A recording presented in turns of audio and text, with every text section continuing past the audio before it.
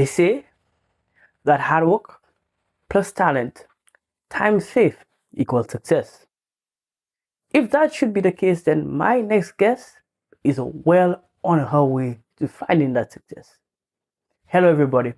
Welcome to episode number 30 of the Game Changers podcast. My name is Quinn Sergis, and it's a pleasure to be here with you. I can't believe that we are 30 episodes in already.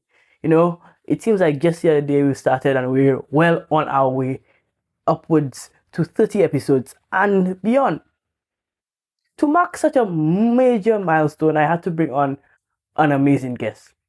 Her name is Renee Lawrence, and she's a singer and songwriter. And it's my privilege to introduce her to you. Hello, Renee.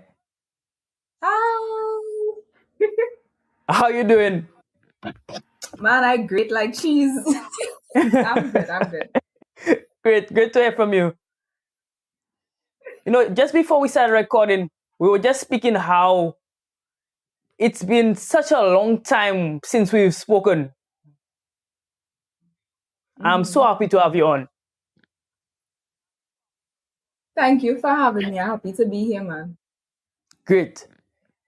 So, I know you personally, but my listeners don't. So let's start by an introduction. Tell the people a little bit about yourself. All right. Well, hi, everyone. My name is Renee Lawrence. I'm from Trinidad and Tobago, South Trinidad to be specific. And I am a singer-songwriter. I sing primarily gospel and Christian inspirational music. Lovely. So you write all your music? Right now, yeah. When it comes to my original music, so far, yes, I have written all of them. In terms of actually recorded, I have 2 songs out right now. The most recent being a song called Sad Eyes. It was part of the Music TT project. It was an artist development program that I was a part of. So that song is really about, loving yourself amidst all of your insecurities and flaws and finding that confidence. And I also have another song called Made to Conquer. It's on the Golden Eagle rhythm.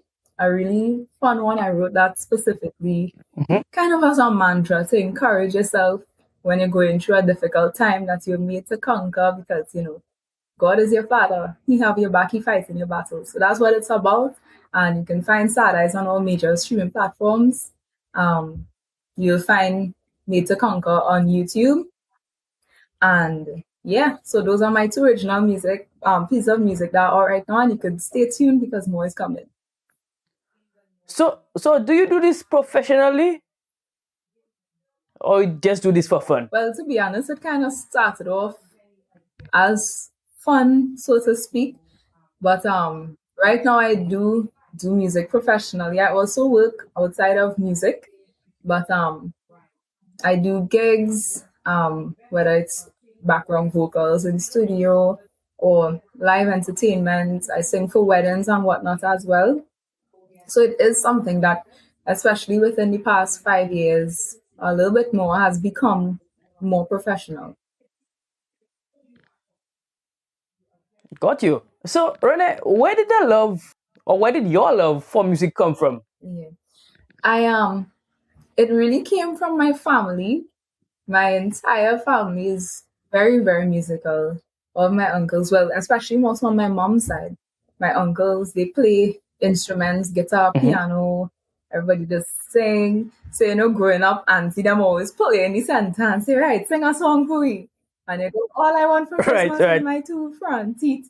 So it just kind of started there. And then my dad also has a huge, huge love for music. So my taste in music, I would say, was also molded from listening to the Fred Hammond and Kirk Franklin albums with Daddy and whatnot. So I think it was just all around me from small. Nice. So I'm hearing that music was part of your life. You just grew up around music. Nice. Okay, so you said that you make gospel and inspirational music. Why that type of music though? Well, I think with music beginning well, my musical journey, sorry, kind of beginning in church. It just started out that way, it will always be gospel because you're singing in church. But how I define myself, Mm-hmm. I'll define myself as a Christian inspirational artist. And to me, what that means is, yes, I sing gospel, but that's not the only thing I sing, because I do feel that we have an experience that is more human, emotions, things like love, anger, frustration, that may not necessarily always be represented through gospel music specifically, which more caters to sing about the love of God and praises of God. And that is something that I realized I was always inspired by when I was writing. So not all of my music is gospel. However, as an individual as well, the way I live my life and the decisions that I make also affect my ministry. And even though I may sing something that is not gospel, I try to maintain my Christian values and my personal beliefs and represent that. So that's why I would say Christian inspirational. Nice. I think sometimes as Christians, we forget that we are humans too, right? We are humans first and kind of Christians second. Because, and I think that, marrying the love of God and the human experience is a beautiful combination. Because some of my favorite gospel artists, their music speaks to the human experience, but also speaks to how God can come in and help us. So if you think of like Jonathan McReynolds, his Yeah. song People, it's the reality that it's a human experience, but it's also the idea that God is still in the human experience. So I'm seeing that relates to you. Would you agree? Yeah, it definitely does. And Jonathan is one of the artists that I really admire, the way he lyrically writes his music. His words are always so artistic, Right. if that's the best way I could put it across. And Yeah. it's mostly relatable, yeah. Yeah. I think people, really reach out to that type of music because it, Mhm. it helps inspire them and it shows them who can get them out of the stressful situation that they're in. Mhm. Yeah. Okay. So I want to touch a little bit on your journey thus far. What would you say is your fondest memory concerning music thus far? Hmm. Now you see, these are hard questions. Eh? When I'm telling you from now, because to choose, there are a couple. But I think I would go with the most recent, very memorable one, which was Gospel Fest in Antigua. So last year, around July, I would have Mhm. headlined the Param Gospel Festival in Antigua. That was a first for me. It was massive. It was scary. Um, but I learned so much from that experience, and it's something I definitely wouldn't trade for anything in the world. So part of it, well, being flown out to another country to minister. It also involved all the tours, radio, television to help promote the show. And then I was also working with the local praise team and the band there. So meeting people for the first time and trying to put everything together because you'd have been communicating virtually, but then Right. trying to put everything together in a week.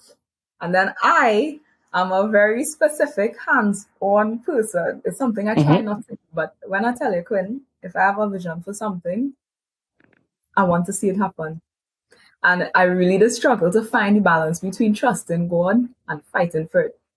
But one of the things was in terms of the outfits. For the first look that we did, I wanted something very uniform, and couldn't find somebody to sew it. But my mom taught me how to sew, and she was there with me as well. So I brought my cloth from Trinidad, and Wow.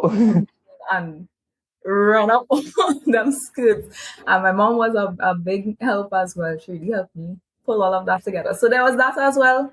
And then afterwards, I was able to work with the praise team and help them to refine their sound a little bit, give them pointers on to how to lead the congregation better. So it was a lot that happened in the span of 2 weeks. But it was a huge, huge learning experience. Wow. Now, take me into the performance though. Were you afraid because it was a first time thing? Were you scared or what was it like? Ooh, boy, part of it was it had so much going on. I couldn't even have time spared to be afraid. Right. I was nervous because, it's a new crowd. Culturally, there would be some differences between me and a different country, but I really thank God for the group of people that I had in the singers and the band. They were all so supportive, and we always pray and try to put God first before any rehearsal, before we take the stage, anything. And I think that was definitely a big help performance-wise as well. Just being honest with yourself and being honest with your crowd, your congregation, the audience or whatnot. Like one of the issues I was having, the wind, because it was outdoors. Oh. The breeze was just drying out my throat, and I had drinking. I said, "Poor boy, what's going on with me, boy?" So that was, little things like that tend to go wrong. But when you're in the right frame of mind and God in the mix, you tend to just let it blow over and keep it pushing.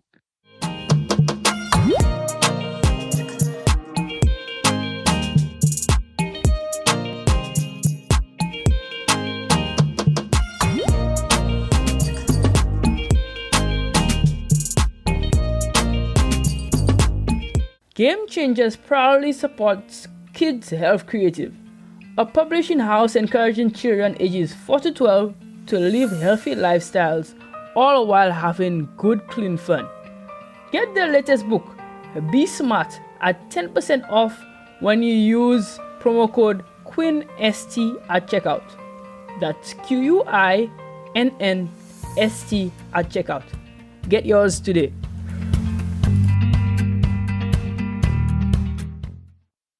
Hello everybody, I hope you're enjoying the episode. This episode was made possible through a platform called Riverside FM. It's a platform that I've grown to love, and it really does justice to creators. Unlike Zoom or other platforms, it records content locally and then uploads it to the cloud, so you have a seamless video. If you are a creator and looking to get into this space, this is the platform for you. Click the link down below to get started today. Have you gotten your official Game Changers merch yet? If not, what are you waiting for? Get yourself a hip, trendy t-shirt or hoodie that is sure to turn heads. T-shirts only cost $55 EC and hoodies go for $120 EC. Highlight your inner game changer. Get yours today.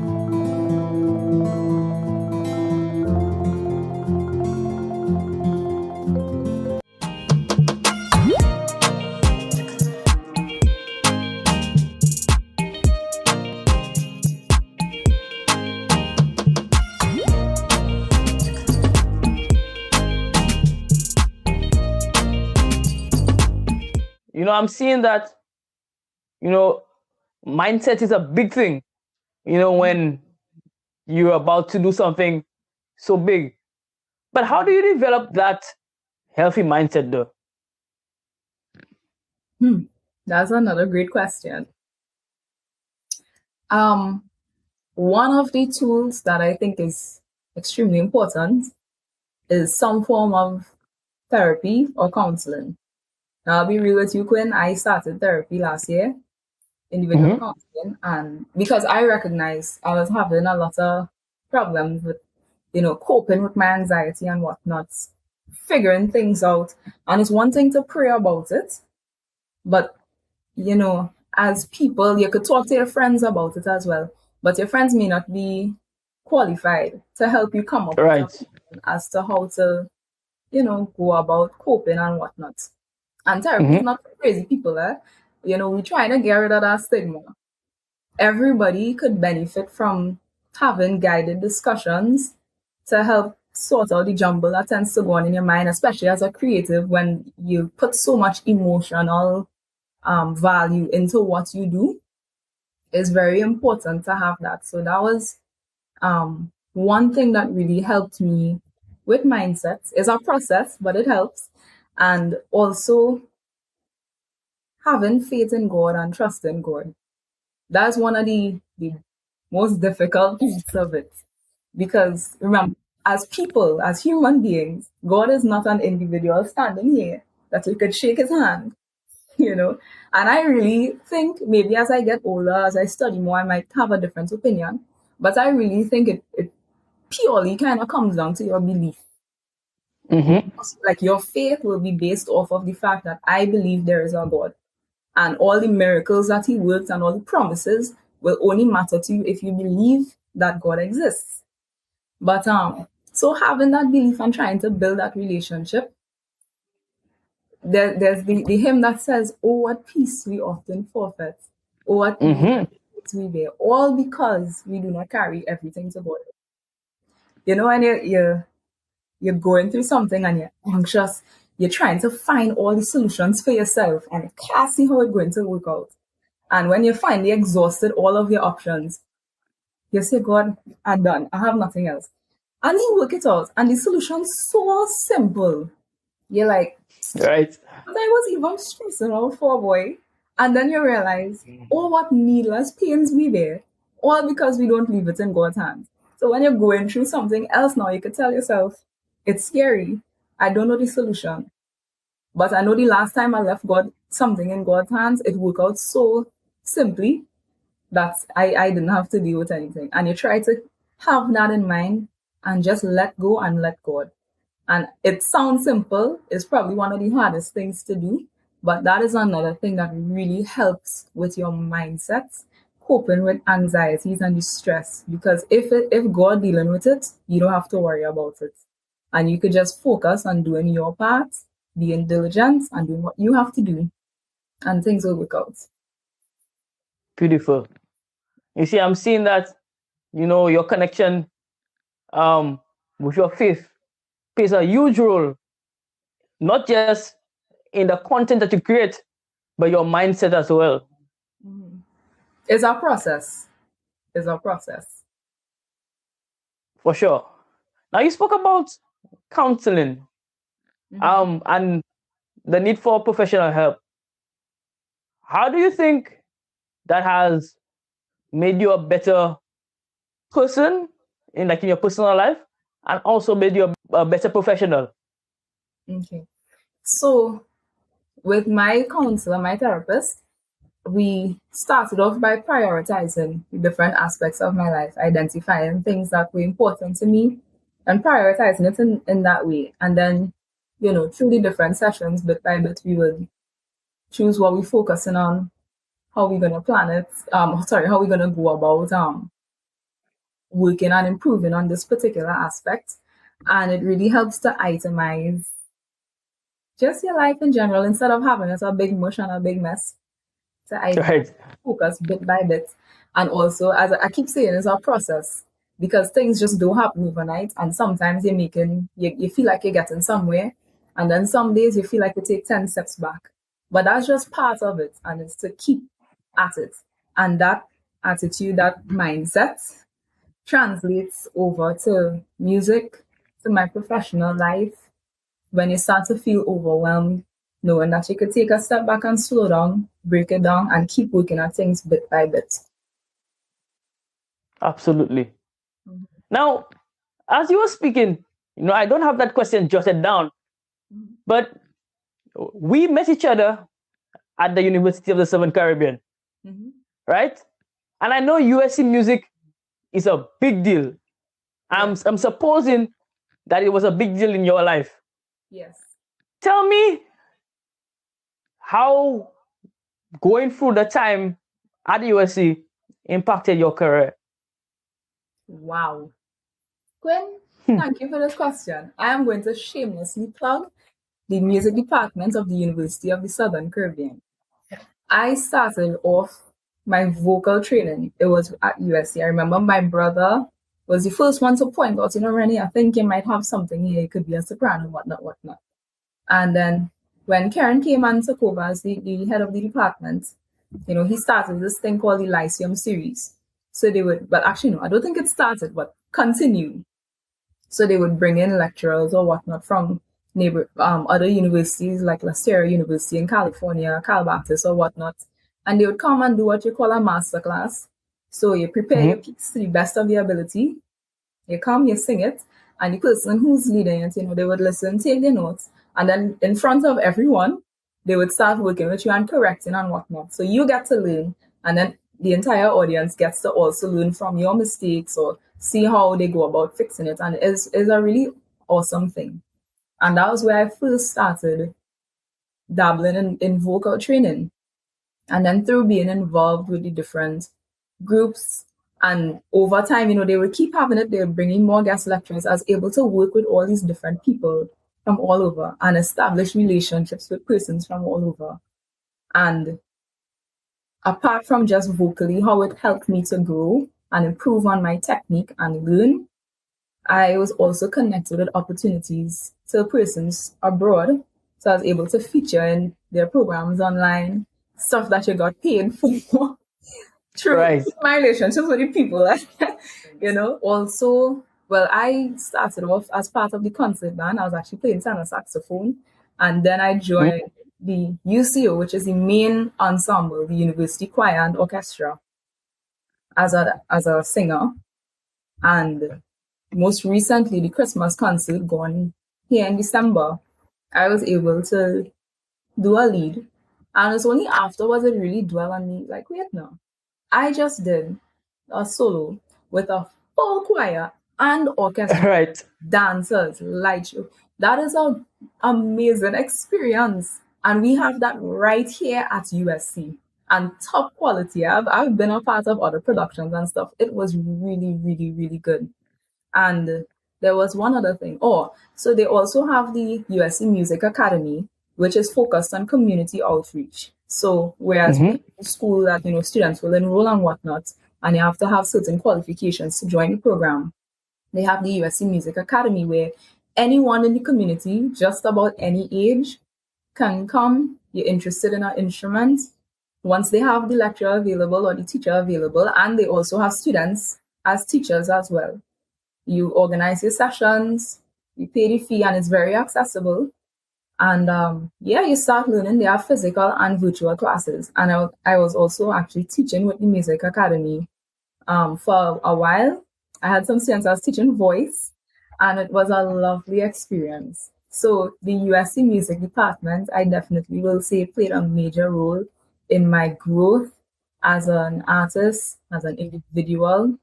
It really helped to keep me sane because I did biology. A lot of people think I did music, but my major was actually biology with a medical focus, and I did a minor in chemistry.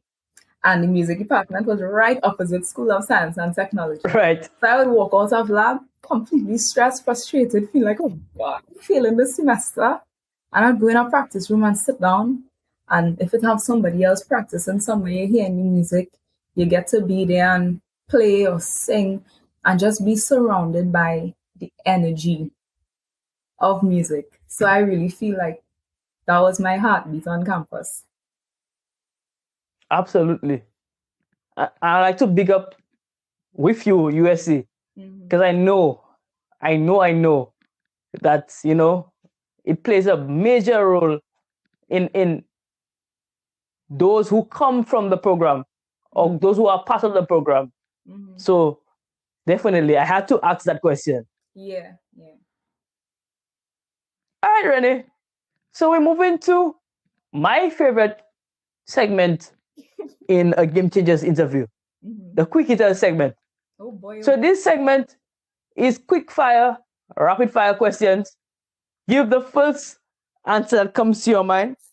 Some questions we might ask you to explain, so it'll be a little bit more than rapid fire. But, it's entitled, or to go by very quickly. All right. Right? You want the first answer that comes to mind, Quinn? Oh, well, That's Quinn. All right. do it. You know, we won't judge you. Let's go. Let's go straight to it. Okay. So the first question: give your top 3 artists, dead or alive. I know that's a hard question. Let's go. Whitney Houston, Beyonce. Well, Harry Styles, but is what comes to mind. But that's somebody that I listened to his music recently. So, okay, cool, fine. Again, no judgment. Question number 2: Apple or Android? And we ask everybody this question. Android. I wish I had an Apple too. Android. I can't listen. I'm a little old lady, you know. I can't. I don't. Give me my Android, eh? I agree. You know, I like it too. So I'm there with you. And my final quick hitter question: who would you like to see on Game Changers? Michael Renaud. He's a photographer. He went to USC as well. He's one of my favorite photographers right now. And I think he would have a lot to add to this program. His insight is like no other. His opinions on different topics, and also his growth from when he started to now. If consistency was a person, I would say is Michael. Okay. Yeah, and I watched his content recently.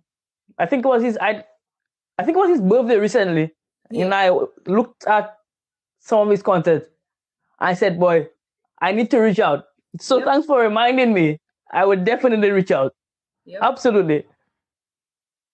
All right.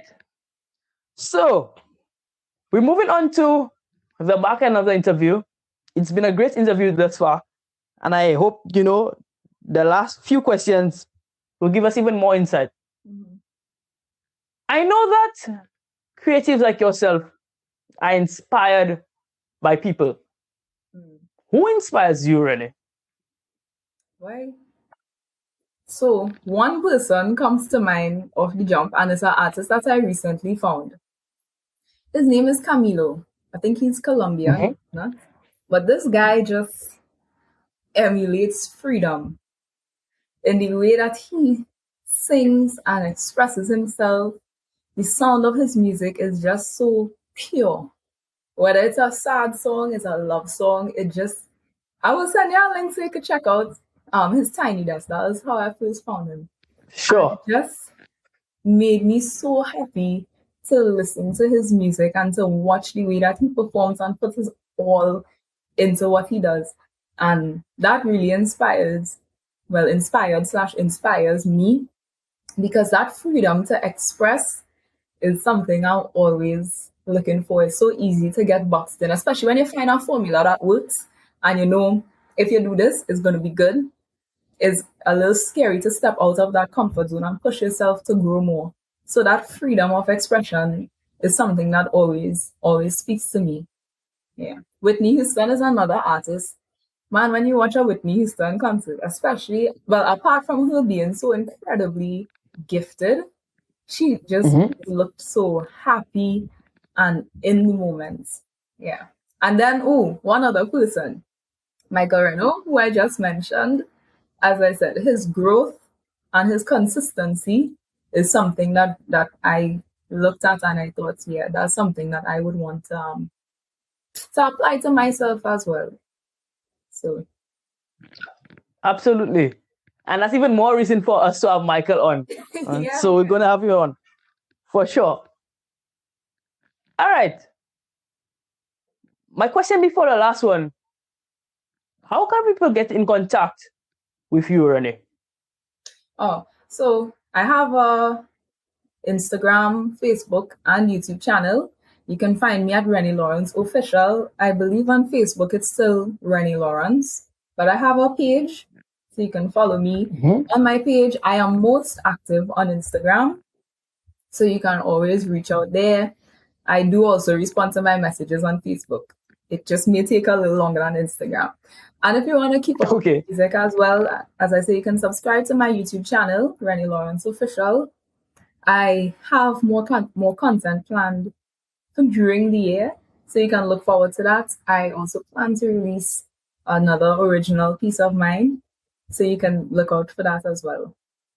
Oh, and if you would like to send me an email, you can email me at reneelawrenceofficial@gmail.com or officiallyrene.l@gmail.com. That one is more active right now because I haven't fully transitioned to the other email. Got you. Right? And as usual, we will leave the links down below so you can get quick access to get to know and maybe get to see some more content from Renee. So absolutely, we'll do that. My final question, Renee. A young person is looking at this or probably has listened to your music before. What advice would you give to them to become like someone like you, or not necessarily like you, but someone who goes after what they want in life? Okay. Excellent question. I think most importantly, try to get an understanding of what you want to offer to the world.